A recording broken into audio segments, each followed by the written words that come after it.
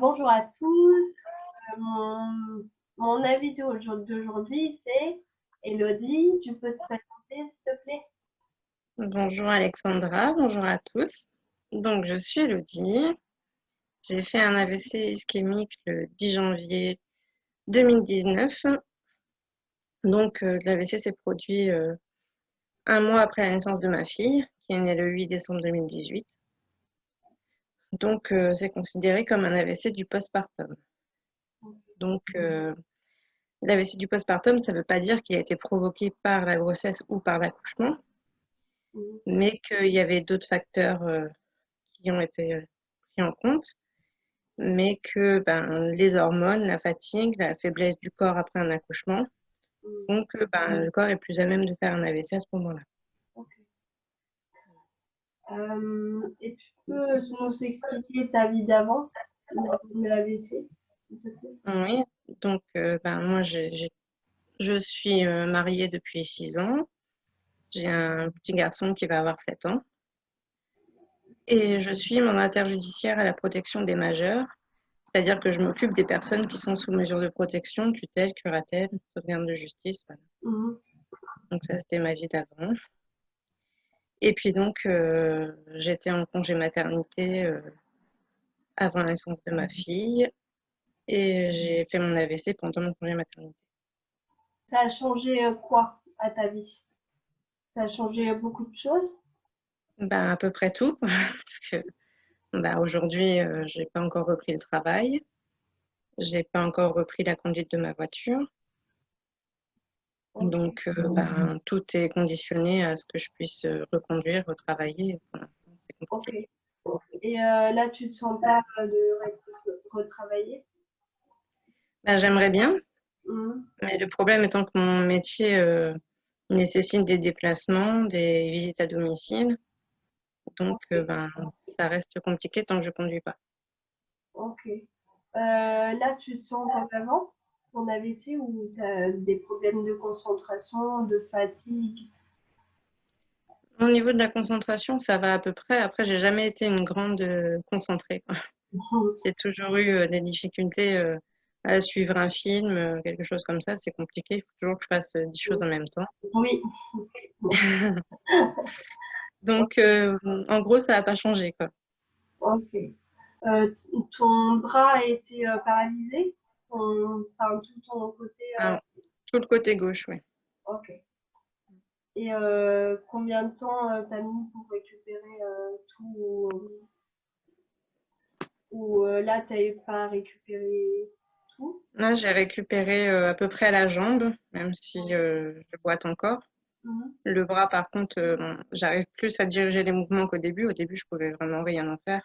Ouais. Maintenant, j'arrive quand même à bouger un peu plus, mais surtout au niveau de la main que j'ai pas récupéré. Ok. Et tu fais toujours de l'ergothérapie? Là, ça a été arrêté suite au confinement, Mhm. donc j'espère pouvoir reprendre certainement en septembre. Mhm. Ok. Tu as fait des exercices en ergothérapie en kiné qui pourraient Euh, ben, aider ceux qui nous regardent? du coup, j'ai été plus d'un an en centre de rééducation. Mhm. Et pour ceux justement qui sont encore en centre de rééducation et qui ont la possibilité, c'est vrai que moi j'ai eu la possibilité de faire la thérapie contrainte. Je ne sais pas si tu connais. Donc en fait, c'est que pour favoriser la reprise des mouvements du côté lésé, Mhm. moi, on m'avait attaché le bras droit, donc le bras valide, Ouais. pour que j'utilise l'autre bras. Et en fait, c'est très très dur psychologiquement, il faut vraiment tenir, Ouais. parce que forcément au début, on n'arrive pas, hein. Mhm.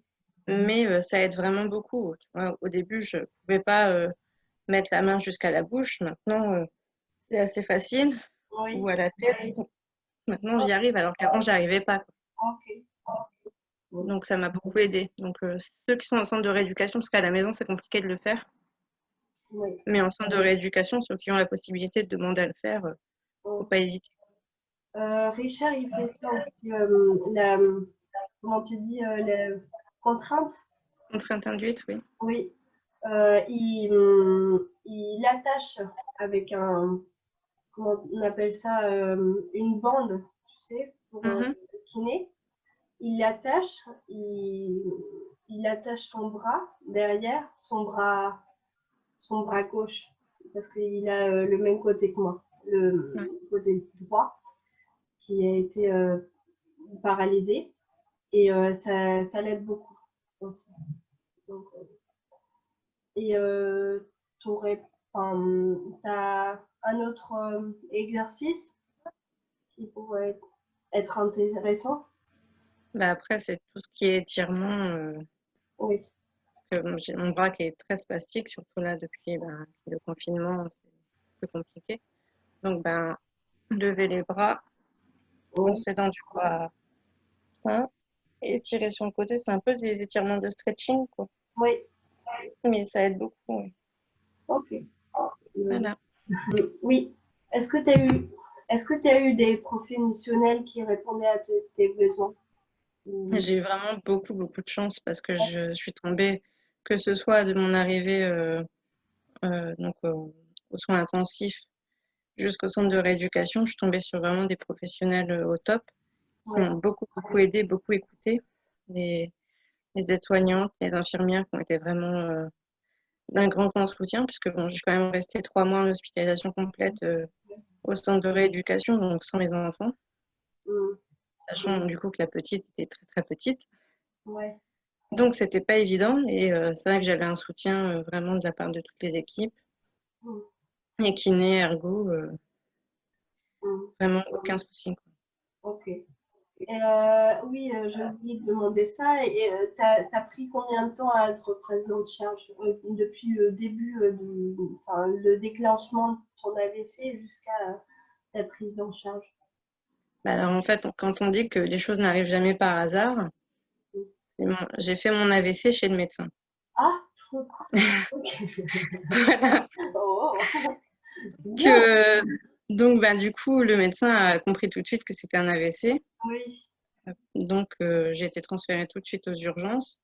Par contre, en fait, après, ça a été un peu plus long puisque l'hôpital dans lequel j'ai été transférée ne pouvait pas intervenir. Mhm. Donc, il a fallu que je sois transférée sur un autre hôpital. Et là, ça a pris plus de temps du coup. Et j'ai eu mon traitement après 4h30. Ok. Euh, en fait, t'habites où? Alors, j'habite à Saint-Aubin-en-Bresse, un petit village euh, dans l'Oise, donc vraiment à la frontière de la Normandie. Ok. Je suis du Mans. D'accord. Ah non, avant d'aller à Londres. Euh, ah bah, moi, c'est le contraire. Ça s'est passé dans la nuit et j'ai mis 24 heures, enfin, à peu près 24 heures pour être prise en charge. Mais je suis sûre que rien n'arrive par hasard. Comme Oui, non. Mhm. Qu'est-ce qu'ils t'ont dit, les professionnels? Par exemple, tu récupérais à ta main, tu récupérais à ta jambe, ou est-ce qu'ils ne t'ont rien dit? Tout de suite, on m'a dit que ce serait plus facile de récupérer la marche que le bras. Oui. Ça, c'était, voilà, tout le monde me l'a dit tout de Mhm. suite. Après, pour la main, on a essayé, enfin, j'ai essayé beaucoup de thérapies, la thérapie miroir, je ne sais pas si Ah tu as oui, déjà oui, oui. fait. Ouais, donc le miroir, la contrainte induite, Mhm. les étirements, enfin, on a vraiment tout fait pour essayer de récupérer. Mhm. Les injections de toxines botuliques. Ça fait ultra mal. J'ai arrêté ça. Ouais. Ça te faisait du bien, toi? Euh, ben, Oui. oui, quand même, plus de mouvement, mais la main, ça a toujours été compliqué, même Mhm. au niveau des doigts, en fait, malgré les toxines, c'est compliqué. Mhm. Mais donc, on m'a jamais dit que je récupérais pas du tout, ni que je récupérais Ah ben, à 100%, mais c'est bien, c'est on bien. laisse, voilà, on laisse les choses se faire et puis on verra Mhm. le temps que ça prendra. Oui. On t'a laissé de l'espoir, en fait. On t'a laissé l'espoir. C'est bien parce que je connais beaucoup de gens qui m'ont dit, avant, ils leur ont dit, des professionnels leur ont dit, tu récupéreras pas les mains, tu seras en fauteuil toute sa vie. Donc, du coup, s'ils n'étaient pas forts, ils auraient sombré dans la dépression. En fait, le problème étant qu'il y a beaucoup de professionnels qui considèrent qu'après 6 mois, on ne peut plus Ah récupérer. oui. Alors Moi, que on c'est m'a pas dit vrai. 2 ans. Après 2 ans, tu ne pourras plus récupérer. Ou il y en a enfin, il y en a qui m'ont dit après 2 ans, c'est très peu probable que tu récupères. Alors qu'on peut toujours récupérer. Moi, je récupère toujours. Après 9 ans, après mon AVC. Et si tu pousses, si tu fais des exercices, et voilà, si tu te pousses, tu vas y arriver. Après ton AVC, tu as appris des trucs positifs que tu t'appliques tous les jours. Ben, disons que le positif, déjà, j'ai fait beaucoup de rencontres. Voilà. Il y a Oui. beaucoup, que ce soit des professionnels ou des gens qui étaient en rééducation avec moi, qui sont devenus des amis très proches maintenant. Mhm. Donc ça, c'est le côté positif. Mhm. Et puis après, oui, ben, déjà de prendre du recul sur les choses. Enfin, moi, je suis quelqu'un de... Bon, j'étais hypersensible avant, je suis encore plus aujourd'hui. Mhm. Et j'ai toujours eu tendance à prendre les problèmes des autres pour les miens. Mhm. Donc aujourd'hui, j'essaie de prendre du recul et voilà, de laisser les problèmes qui m'appartiennent pas, de les laisser aux autres. On ne peut pas sauver tout le monde, on ne peut pas sauver le monde. Et voilà. Ok. T'avais une surprise? Et Ah, regarde mon super t-shirt. ah Il est beau, hein? oui, je suis contente. Tu l'as mis. Ça me fait, ça me va droit au cœur. Merci. Et tu peux montrer ton super mug, s'il te plaît? Ah. Ah, ok. C'est ta fille qui te l'a offert? Ou- Alors ça, en fait, j'avais acheté le coffret de maman et papa quand ben, j'étais enceinte de ma fille. Ah, Un cadeau que j'avais offert à mon mari, en fait, ok, à la naissance de notre fille. ok, cool. Moi, à la vidéo de Sébastien, je n'avais pas pu le montrer, mon mug, parce que Sébastien, il était en grand écran. Tu vois? Ouais. Euh, les bons amis sont comme des étoiles. Ils sont pas toujours là, mais tu sais qu'ils sont toujours là pour toi. Est-ce que tu voudrais dire quelque chose de positif, quelque chose qui va donner du courage aux autres?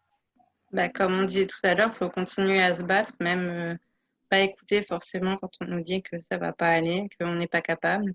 Mm. Il faut toujours, et puis si on a des choses qui nous tiennent à cœur, bah, il faut se battre pour pouvoir les obtenir. Et voilà, il faut surtout pas lâcher. Ok. C'est un bon message. Est-ce que tu veux dire quelque chose d'autre? C'est la dernière question. Bah, je voulais revenir un peu sur l'AVC du postpartum, du coup, parce Mm. que, bon, en fait, je trouve qu'on n'en parle pas assez, voire pas du tout, Oui. parce qu'il ne faut pas effrayer les mamans, Mm. ce qui est normal, hein, mais voilà, donc il faut savoir que l'AVC du postpartum, il est assez courant finalement, et que bizarrement, quand on dit qu'il y a plus de risques à avoir un enfant sur le tard, et ben pour l'AVC, ça touche plus les jeunes mamans, Ah, avant 35 ans. mm. Ok. Donc voilà, et puis ben, surtout, il faut s'écouter, il faut écouter son corps parce que moi, j'ai eu des signaux hein, avant l'AVC que j'ai pas pris en compte. Et Mm. avec des si, on ferait le monde et peut-être que voilà, j'aurais peut-être pu consulter à ce moment-là et peut-être que j'aurais pas fait d'AVC ou peut-être que j'en aurais fait un, c'est pas, Mm. on peut pas savoir, mais Oui. voilà, surtout, faut écouter son corps, même si on nous dit que ben on va trop chez le médecin pour rien ou Mm. que peu importe, c'est pas grave, faut s'écouter. Et je peux te demander qu'est-ce que tu as fait, enfin, quels étaient les signes avant-coureurs? Alors, ben, donc, quand je suis sortie de la maternité, donc on arrivait sur la période de Noël. Mm. Avec mon mari, on était allé faire les magasins pour Noël. Et en fait, dans la voiture, j'ai eu des gros vertiges, mais vraiment l'impression que j'allais m'évanouir. Donc, bon, bah, une première fois, j'ai mis ça sur la fatigue. Ensuite, le 31 décembre, ma sœur qui est venue me voir à la maison. Et puis, donc, j'avais la petite dans mes bras, elle s'est endormie. J'ai voulu aller la remettre dans son lit. Et en fait, quand je me suis levée, je suis tombée. Mes jambes m'ont pas répondu, en fait, donc je suis tombée avec la petite dans les bras. Et, et voilà, encore une fois, je me suis dit, bon, c'est un coup de fatigue, c'est pas bien grave. Et en fait, bah, après, on se dit que finalement, peut-être que ce jour-là, Ouais. il aurait fallu consulter, quoi. Ouais. Moi, enfin, je sais pas pour toi, mais je suppose que, enfin, pour la majorité des personnes, on pense que ça n'arrive qu'aux personnes âgées, mais pas du tout. Il y Ben a, oui, ouais, il y a beaucoup de jeunes à qui ça arrive. Voilà. c'est justement pour ça qu'il faut en parler, parce que moi, la première, l'AVC, je connaissais le nom, mais je pense que j'aurais même, enfin, de toute façon, quand j'ai fait mon AVC, j'ai pas reconnu les symptômes et j'ai pas reconnu, parce que pour moi, c'était pas possible. Oui. Maintenant, il y a plus maintenant, il y a plus oui, maintenant, il y a plus d'informations sur le sujet. Il y a des pancartes qui sont accrochées dans le cabinet des médecins, dans Mm. la salle d'attente des médecins.